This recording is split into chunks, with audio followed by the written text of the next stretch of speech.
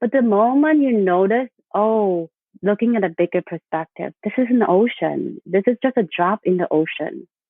Consciousness is much more bigger. Then you kind of let go.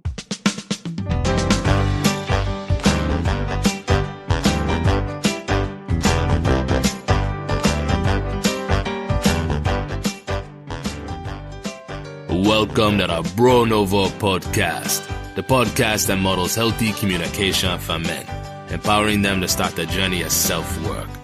Now here's your host, Thomas Pierce. Welcome to the show, everybody. It's my pleasure to present to you a conversation with Hong-Mei Li. Hong-Mei is a meditation, breathwork, and yoga instructor with The Art of Living.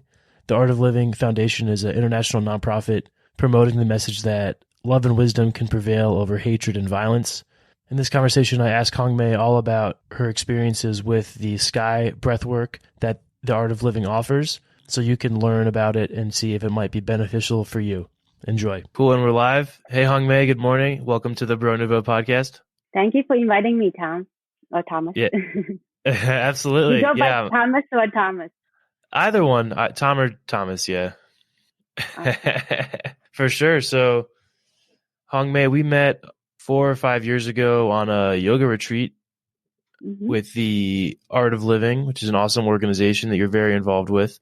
And I wanted to have you on just to learn a little bit more about your story and how did you end up working with the Art of Living and how has your life been changed by their practices? Yeah. Well, my story started around 2010. I was working for University of Penn as a administrator for a nanotechnology research center. After a huge work event symposium, about 1,000 people, I just get really tired and stressed out. So I had to go to a hospital with a kidney infection. At that time, my boss well, I can't really afford you to be sick and a week in a hospital. It's quite a lot, and we only have a 3-person team and a pretty high $12 million research center. So then I was like, okay, what are the other way I can manage this besides I already exercising, I run marathon, I train for high, Machu Picchu, Mount Washington, high mountains. And I also eat pretty well. I joined Weight Watcher at that time and I lost quite a lot of weight, but at the same time I eat pretty healthy. So there's something else I need to do something about it. At that time, my doctor was like, well, why don't you look into meditation? I was like, well, I done mindfulness in 2006. I already go into a yoga studio. What is new out there? Luckily, at that time, my roommate, she just finished medical school and she was also doing research. And she's like, well, we're a little stressed out. Let's just go hang out girls' night. So I went to the Philly Fun Guy. I found this free meditation. Check it out. It was in a church. So I went to the First Unitarian Church at 22nd Chestnut. I still remember it was Labor Day weekend, Monday. I thought probably the church is closed. I think I might found the wrong place. But luckily I found one of the person, hey, there's meditation around this door. So I went to the church and I just felt oh wow, it's like a hidden gem. At that time, there was a MD PhD student. His name is Anup Sharma. Yeah, he's an MD PhD student at Penn, and he was talking about the science and the breath. And I was like, wow, I'm here to meditate. I'm not interested in the science side. I mean, I'm a scientist by training. Why would I want to learn? I mean, I know about it. It's interesting that he bring it up, but I just really ready to meditate because I think mindfulness was nice. It kind of calmed me down, relaxing, but I just looking for something go deeper. So I felt very relaxed just the first 1-hour session. And to keep it short, I took the workshop immediately. And I noticed the first day after the workshop, I felt so sleepy and like a baby and could not sleep for a long time. I always worry about what will happen, all these projects happening. And then the second and third day, my lungs start opening and I feel very, very rejuvenated. For a long time, I had really bad asthma, bronchitis, sinus infection surgery, everything under some of the upper respiratory issue. I felt like there was some opening going on. So I came for the space mainly for stress management and stress and health, but it bought a lot more. It really impacted me 3 years later when my boss left the job, my colleague left the job, and it was a huge transition. I managed the same center and same project. In fact, this time I challenged myself to really expand it more. So I tripled the number of people coming to the event and continued to excel with my health as well as my performance. So I attribute a lot of all my health and performance really to the Art of Living Sky Breath meditation. Thank you for letting me share this. Oh, yeah, of course. Totally. That's why I wanted to have you, because I think your story is pretty amazing, because there's a lot of suffering in the world, right? We know that. Mm-hmm. And I don't know, I feel like sometimes people don't try these methods that are out there for whatever reason. And I hopefully by people kind of hearing about what the art of living is and the sky breathing. And I did a course with you in the winter, and it's been awesome, just to have that in my back pocket of having a practice to lean into, to bring some stability and bring some calm to my body. So I want to also ask you about your training and your teaching, right? Because as a teacher, you see a lot of people who maybe come in and don't know anything about the course or about mindfulness. So what have you noticed about the people who are really successful with the course and who stick with it? What are the common characteristics? Why do you think some people stick with the breathing and the mindfulness and some people fall off of it? I think the number one quality for a sincere seeker is really be open, right? Yeah. But if you come with the concept, oh, I think I know this, I know the breath, I know this, it's coming with an open mind and ready to learn. Even when I took it in the beginning, it's like, oh, it's similar to mindfulness. It's similar to other concepts and Buddhism class I learned. It's like have that concept of thinking I know, but really coming to a space that I don't know what will happen. I wonder, no expectation. That's number one, I would say. Number two is discipline, like discipline, commitment, whatever that is, right? Come what may, I'll do this. How do you know it work or not work if you don't even try it? So I was at a space that I literally was desperate because I tried all the other modality in terms of exercise, wellness, even seeing a doctor, and there's like nothing else that could work healthy wise, like. So I just say, well, I invest this $400 in the course, might I as well practice it, and it has a community and a practice every week that can continue to support me. So it's really having a discipline and setting a schedule as a priority. Where is your wellness or your breath in your priority? We eat every day. We sleep every day, but we ever thought about our mental hygiene? We brush our teeth every day as well, but we never thought about how do we make it a priority to clean your mind with the breath. So that's number two. Yeah. That's and awesome. Lastly, it's really just have fun. Are you looking for a community or really just relax? It's not serious. It's not like, oh, you have to be in this dark room and meditate. Art of Living is very open. That's why it's in like 160 countries and all diversity, all background joining. And people, like I would say, we are in like a mixed nuts. We are all different background and we somehow get along. Sometimes maybe you have like, family arguments with the family. We believe in one world family. So, there are some arguments on disagreement on how things should work out. And everyone is a volunteer. So they're not paid. Maybe one or two of them have a stipend as, service projects people. But everyone really just do their own things, come from the spirit of inspiration. So really come from the space of empower everyone to their highest potential and what they like to do. Yeah. That's awesome. Yeah, the discipline is incredible. I wanted to bring that up because you get up at 5 a.m. every morning and you have a practice. And every time I've ever talked to you, you're just so energized and you're vibrant and you know what I mean? You seem centered and calm and happy. And that's why I wanted to talk with you about it and try to get the message out, is because I feel like you are kind of walking the walk as far as, you found a practice that works for you and you are doing it every day. And a lot of coaching, leadership development, fitness, these people all talk about discipline and, committing to something and sticking with it. So I just wanted to, I'm glad you brought that up, because I feel like there's a common theme about discipline and how important it is to reach success, is making a goal and sticking to it. And because I imagine maybe there are days when you don't want to do the breathing, but you have to have something to push through it and get it done. Mm-hmm. Yeah, of course, they're like, the mind is very tricky. They play a trick on you. So you also play a trick on the mind. It's like, well, maybe you finish this, you get a carrot there, right? So I remember, so I study leadership at Penn. I get my master's in leadership. One thing is, as you mentioned, my professor always say, leadership is about showing up. 80% of the leadership is showing up. Is really just doing it. And as Nike do when I went training for marathon, it's really just do it, for one. Your mind might just say, oh, it's so hard. Do I really have to do it? Your mind might make it a lot harder than it actually is. And then when I go to the HR training in the past, they was like, eat the frog. How do you eat the frog? First thing in the morning. You don't have any more things to come distract you.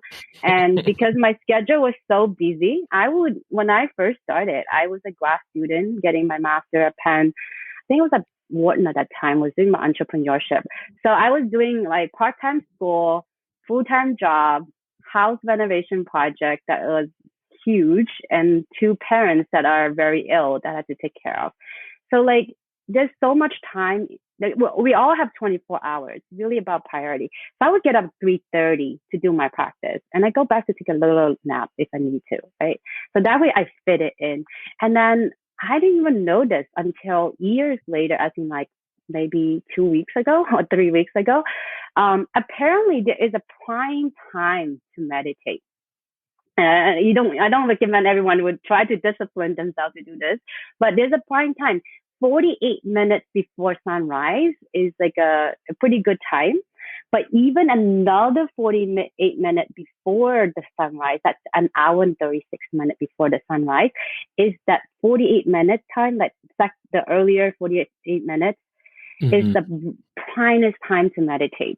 So apparently I fit into that time. So we're in the East Coast right now, Philadelphia. The sunrise about 5:30. The best time right now is probably around like 3:55, 3:50. So if I recall, I was meditate at a prime time at that time. So my energy doubles when you meditate at a very prime time. So yeah, it's got really helped ingrained into my practice. That's interesting. How do they determine when that time is? So I think it's like a Ayurveda. It's a life science. There's a whole cycle, Brahma Sutras, and certain times, sunrise, sunsets. Certain times are really good time for meditation. Yeah. Nice. It's a whole science behind it. Yeah, it's interesting. I mean, I definitely feel like I'm a morning person, and I love those quiet hours before sunrise or right after sunrise. I mean, that makes sense to me and what feels good in my body, definitely. Mm-hmm. So here on the podcast, we talk about how men can mature their masculinity and be more responsible in the community. And I wanted to ask you about the men in your organization and around some of the growth you've seen in them. I mean, have you seen any examples of men in the program who come through and really grow and become maybe more expressive or more comfortable in their own skin after doing the program? Definitely. I mean, I cannot say all men. I mean, Art of Living is very diverse, all backgrounds. I think doing the program, for one, Sky helped release emotions, right? Sometimes I don't want to say any specific concept. Maybe some men we held a lot of emotions. Due to the Sky breath, all these toxins, all these emotions that bottle up in our system, causing anger, anxiety, all these mental health that could be with us, start releasing. So when they start releasing, my theory is that some of the men will be more empathetic, more connected. And in fact, the person who introduced me to the program, I found him very motherly in some way, like very caretaking role that you never thought a man would like do that kind of work. but very like mother tickling. So even our founder, Sri Sri Ravi Shankar. So funny, like his voice sounds very gentle. I mean, some of the people he's like, "Oh, what is the person who's that voice?" I was like, "It's a man." Like, oh, what's her name? Yeah, it's Sri Sri. He's very motherly. He can be a mom, he can be a dad, he can be everything, and he's really an enlightened master. He's there to really take care of everyone and be there with every emotion. For sure. And that's kind of what I'm trying to promote is this, that different ways for men to get there. Maybe they don't want to talk about it necessarily. Maybe somebody doesn't want to go to therapy or whatever, but this is another option, right? This is another structured program you can do to move through some of that. And I will just attest to it as well. I definitely feel much lighter and I feel like a release when I do the breathing. I do the sky. It's really awesome. So for someone who's never done the sky or heard of it, can you just give a quick overview of kind of how long is it and where can they go to learn more about it? Yeah, of course. So sky breath meditation stands for Shu Darshan Kriya. So it's a Sanskrit name specifically to really clear yourself to have a proper vision of who you are. So many of us have all this stress over time. We may feel like all this emotion over time through the breath or the rhythm got reset back to normal when we are a child. It's a 3-day workshop right now online. It's very accessible. Currently, the foundation is reduced the price to 50% off until June 25th, and it goes down to 40%. It's still very accessible. Back in when you took it, it was much more expensive. Actually, if you compare the price of different meditation programs out there, it's actually very reasonable. So in this 3-day workshop, you learn the proper pranayama, the breathing technique, to build up to sky breath. It was founded by Sri Sri Ravi Shankar, global humanitarian, with a vision really to bring peace and happiness to every individual around the world. So after the sky breath, in addition to the breathing, there are tidbits of wisdom to really managing your day-to-day life. You know, when this happens, what is the knowledge point, how we can come back to our center. So that there is small tidbits of knowledge point comes with it. And what even better is when you take it with the group, you interact, you share, and move with the community. Yeah. So after the program, everyone gets to practice together. You can, right now on Zoom, everyone can do it daily if they like with their small little group, or they can just come once a week. Everyone welcome to come once a week with a trained instructor for the guided sky breath. It's kind of like daily cleaning, weekly cleaning. So with the sky breath, kind of reset your rhythm. So you continue to have that support in the community. And everyone who finished the program also continue to welcome to the knowledge series. We're like, oh, life happens. You know, how do we deal with it? So we watch these knowledge series on yoga wisdoms on how to manage day-to-day life. It could be like forgiveness, compassion, different way how we can manage our life. And again, it's not just watching a video and you go home, but you actually can discuss with a group and meet other people in the group as well. So it's so not only a knowledge as a practice, it has a community. It also has a celebration. So every time, like we have coming up to a big celebration right now on July 21st to 25th, it's like full moon. July is a very special month to have full moon celebration. It's really gratitude for all the different masters and all different, like it could be any god who passing down this knowledge to keep us light and happy. So it's a celebration of gratefulness of all this knowledge come through. So we have a huge celebration, and in person wise, we go to the retreat center in North Carolina, Boone, and it's gorgeous there and has spas and everything. But because of COVID, we now do everything online. So there's going to be a global silence program happening. To do the silence, we start with a sky breath. So long story of the sky breath. It's really a program can help your mental well-being and also reset your life. Absolutely. And I just want to point out too, so maybe there are people listening who've never kind of thought about a mental cleaning, or they've never thought about ways to feel light and centered in, I don't know, I think there's a bit of a stigma sometimes around some of these ideas because maybe it's more of an Eastern idea or it's more quote unquote hippie because the United States culture is not very accepting of these things. But I just want to explain to people that, doing a program like this, when you're in that environment with other people who are all in the same mindset, it's really incredible. Like, as someone who had to kind of move past my own inhibitions around it and at first maybe judging myself for being here or feeling self-conscious or, whatever the reason was, I had a mental block. I just want to say that in this kind of environment where everyone is also really interested in it and believes in it and believes that they're going to better themselves from it, it creates this energy of an awesome space. And I just want to let people know that, it's definitely something to try. And that if someone's listening and never has gone down that path, a more kind of holistic, let's meditate, let's breathe, it's an awesome thing to try because it really is a pretty amazing experience. Mm-hmm. Oh, let me just, you had mentioned, so I have free introductory sessions just for people to talk about what is sky breath, experience the breath, and so on. So that is, I make a small, tiny URL, so tiny.cc/bb sky. I think Thomas can share that later. It's like B as in beyond breath, BB sky, the sky breath. So very simple. I actually have one like quite often. Different volunteers will run them. I lead them from them myself. It's also really an hour and a half session for people to breathe and connect for other people, for the community. Free of cost, but people just check it out. Yeah, for sure. And especially now with, COVID lockdowns and a lot of things, I want to ask you, how was last year for you, Hong-Mei, around your mental health, and how did you manage with the shutdown and the lifestyle change because of the coronavirus? To be honest, everyone might have a lot going on. Even myself, like my grandfather got COVID in the beginning. It's just really tough.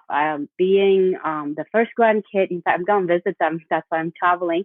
They are 90 years old. They got stuck in nursing home and they got COVID. And I was like the one who my family come for asking for advice. How shall we do it? I was supposed to take care of my grandfather. But because of the sky breath and because of my practice over these 11 years, it kept me really centered to make the best decision for my family. So, and with that, the meditation also has a benefit. For those who are not very spiritual, just think it's giving you good feeling, good fortune, whatever that is, or blessing for those who believe in higher being.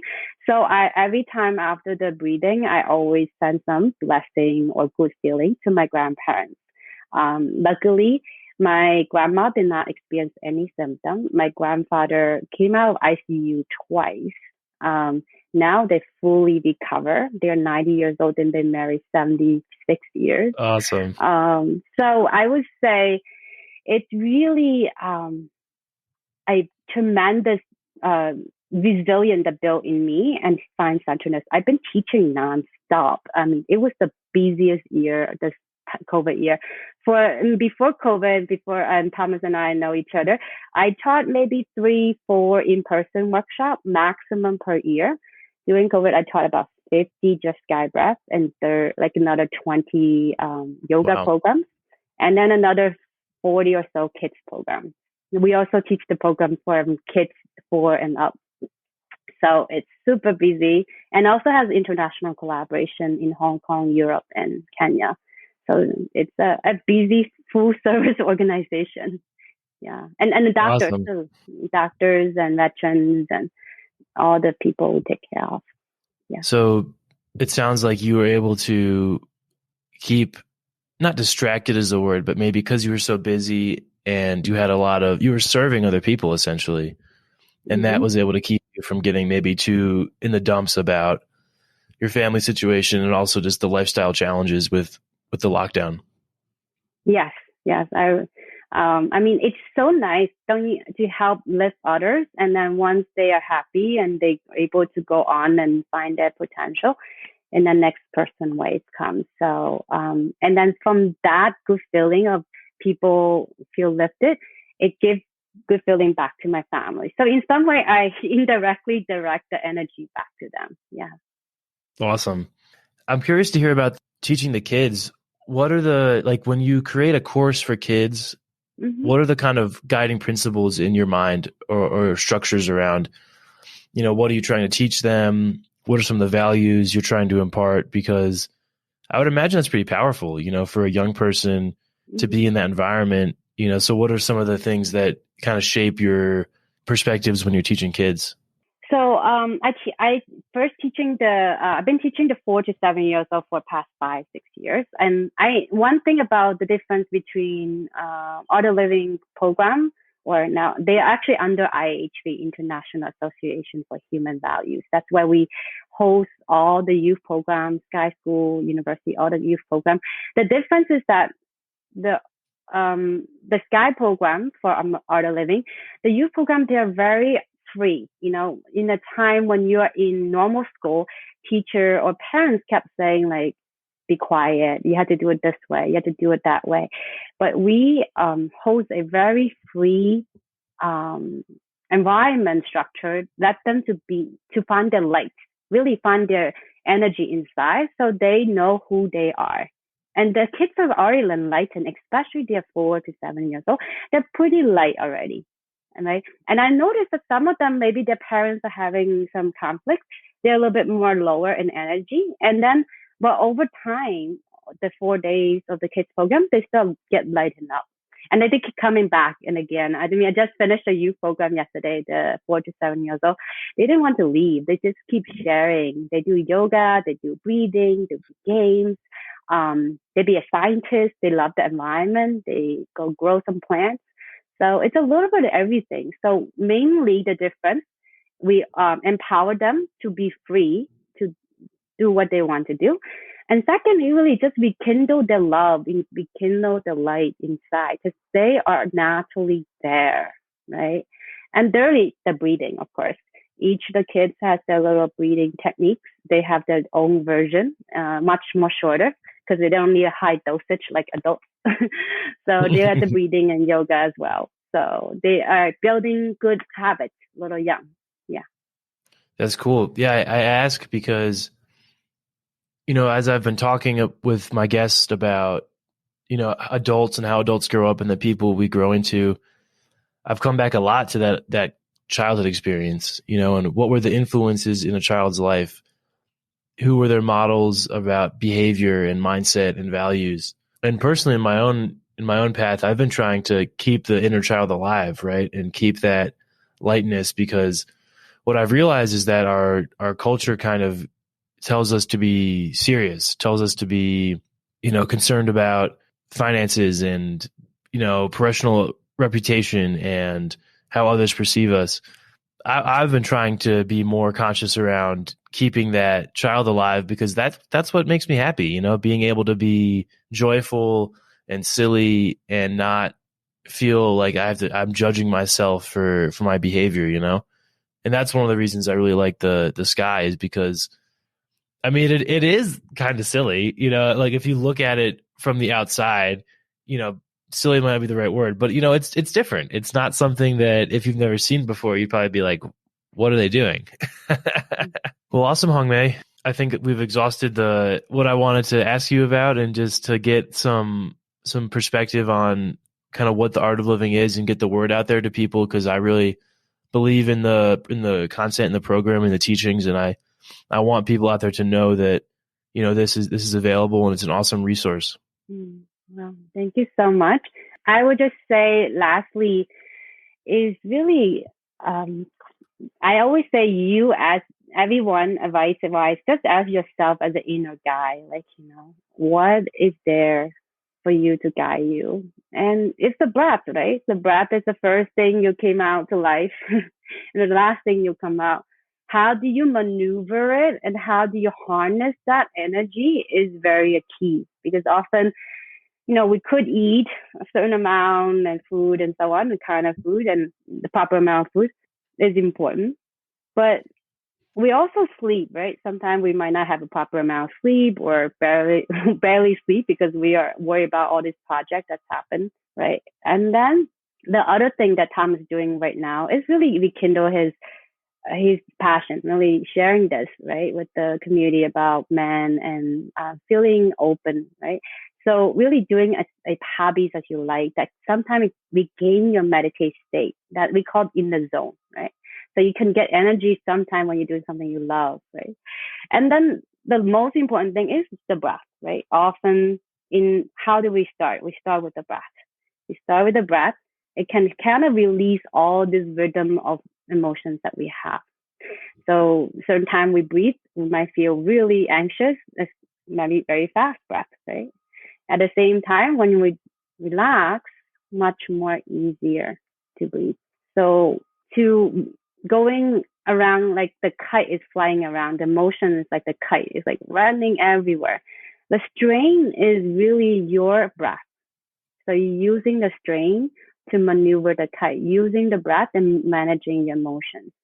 So just really to invite you all to explore this new, the breath. And I think some of you might already heard of the book, The Breath Book by James Nestor. You can Google him, James Nestor, Sky Breath. He talked about how sky breath is really the kings of the different kind of breathing out there.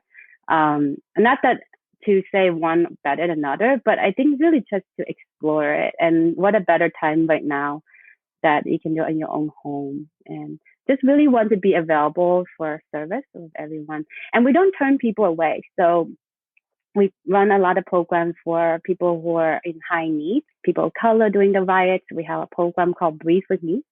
The veterans program is Project Welcome Home Troops, and that's available as well. And then the healing breath is the doctors and healthcare professionals, because they are the frontline workers. So we have to take care of them during COVID. So I'm very involved with the healing breath as well. I support the veterans program and support other people, a diverse group as well. So, and we're having different languages. I teach it in Chinese with my colleagues. We also have it in Russian in US and Spanish. Those are the three languages I know of that we're having in US.